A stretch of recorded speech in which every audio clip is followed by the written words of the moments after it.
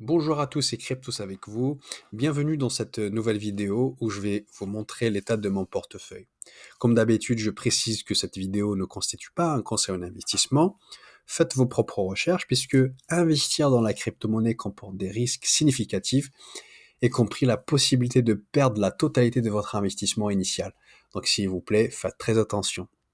Il y a 2 jours, je vous ai présenté mon portefeuille avec mon outil personnel et on a vu qu'il a fait 1 fois 1,5.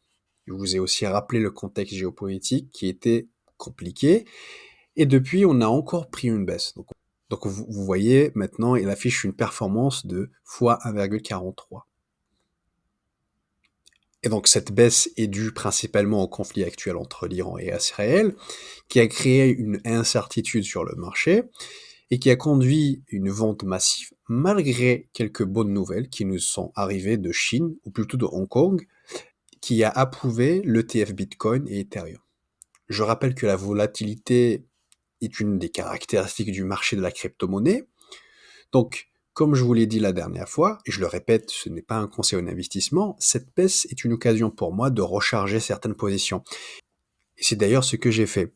En effet, j'ai racheté, par exemple, du Magic, j'ai aussi, pris du LPT, du GRT, du Ancre, du WLD et la nouveauté de mon portefeuille, c'est le fameux Tao de BitTensor que j'ai fini par acheter.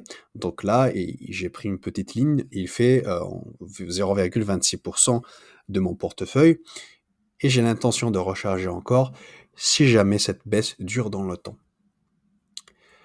J'ai pris aussi du LPT, du GT Protocol, du LimeWire. Bref, j'ai essayé de renforcer la plupart de mes lignes, et ce, en se basant sur plusieurs facteurs. Déjà, je commence par voir la performance d'un projet de mon portefeuille par rapport à son prix d'achat moyen. Et justement, je privilégie toujours les projets qui ont moins performé. Ensuite, je regarde aussi le RSI en hebdomadaire. Et enfin, je trace aussi les niveaux de Fibonacci. Donc personnellement, ce sont les 3 techniques que j'utilise au quotidien et qui me permettent de consolider une décision d'achat sur un projet donné. Grosso modo, donc depuis 2 jours, en prenant en compte euh, quelques liquidités que j'ai déjà injectées depuis, mon portefeuille a perdu presque 10%.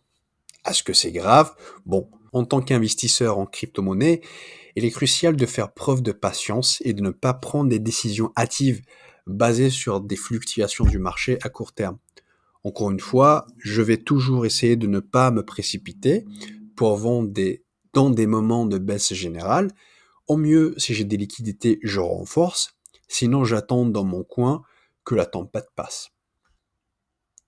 Voilà, c'était tout pour moi. Merci d'avoir regardé cette vidéo et je vous dis à bientôt.